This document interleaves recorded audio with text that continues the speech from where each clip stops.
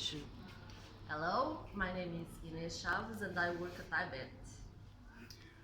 Hello. So, what did you think when you enrolled in this course? What was your expectation, and how do you feel now that you have gone through this process?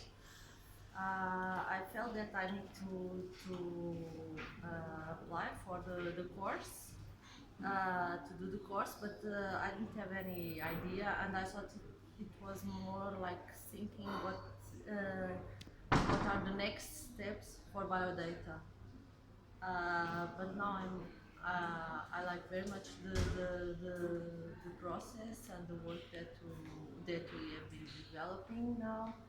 And since I'm also working in metadata annotation, I, I find interesting see how other people are coping with the same problem and how the others that the inside the group their approach with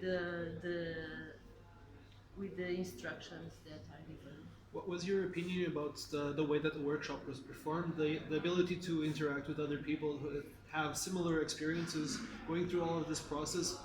Do you think the process was useful? Was it a fun process? Yes, To go? very fun, and it's very important to start to talk with other people that can use the biodata to improve their research.